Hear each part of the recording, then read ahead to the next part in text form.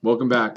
Week 14. Today we're going to talk about how to make sliding joints like you do for this piston and how to then modify parts so that we can make them work when we realize that there are collisions.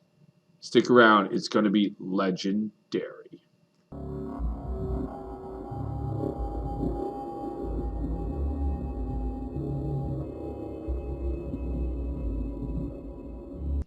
So if you're in my class, you can get this file from the Schoology.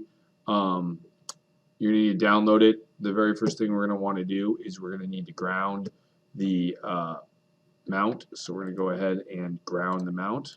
Ultimately, these are all the parts except for we're going to need 2 more pins. So we're ultimately going to make copies of that. If you watched week 14, I showed you how to do that. Once again, we need to make sure that there is a small gap between the forks on each of the parts and the mounting part here. So we're going to use inspect, and this is a 0.9. And if we flip over here and go inspect, we can select this surface and this surface, and that is 1. So that will work.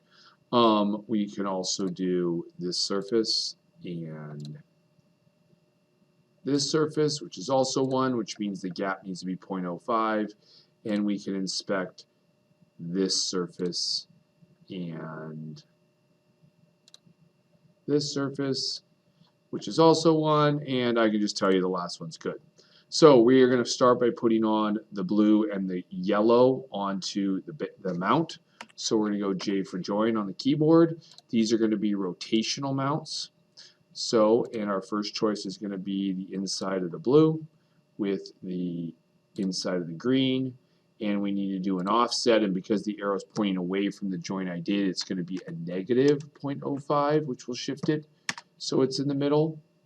And then we're going to do a J for join, and we are going to do this one and that one, and it is also, because of the arrow, a negative 0.05.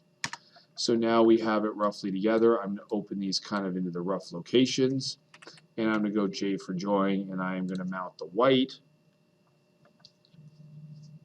to the blue. And if I hit control, I can get it in the right location.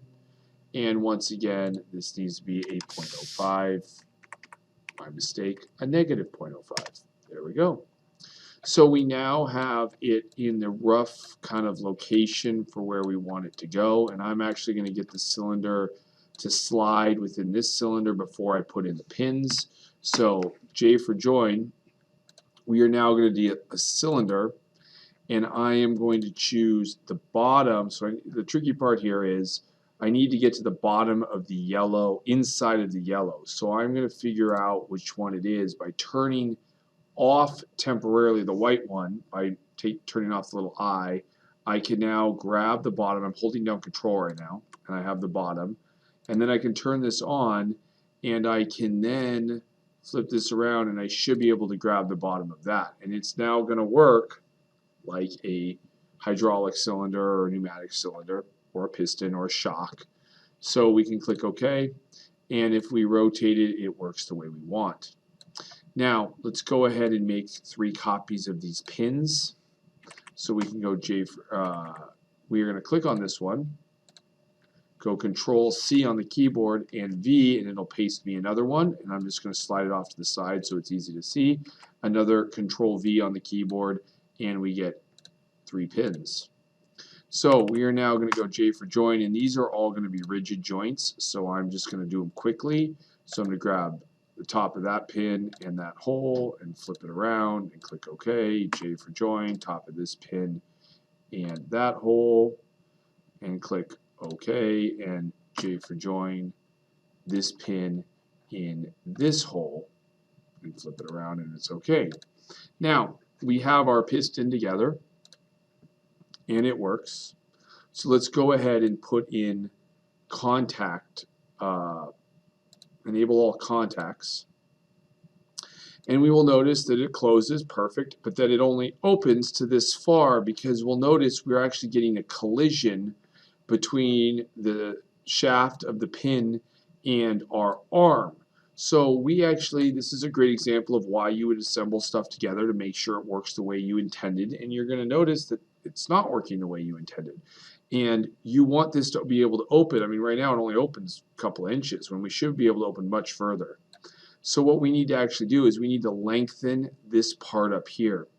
And the way we can do that is we can find what this is, which is strut A, and highlight it. Now our design history is right here, and we can kind of click back and see who designed it. That was me.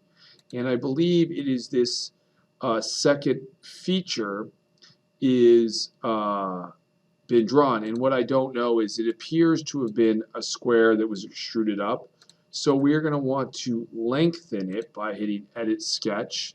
And it's going to go back to the original. Let's make it 1.5 long instead of just 0.5. And if it was drawn correctly, and it was, you can notice that we now instantly, it grew longer. And if we then reactivate the entire assembly, we now have a piston that will work. And you notice it's hitting against the stops within the cylinder and it's not touching. So actually I made it longer than it needed to be. We probably could have gotten away with maybe 1.3. And here is how we assemble a sliding joint so it works. Thanks for watching. Hope you learned something, and I'll catch you in the next one.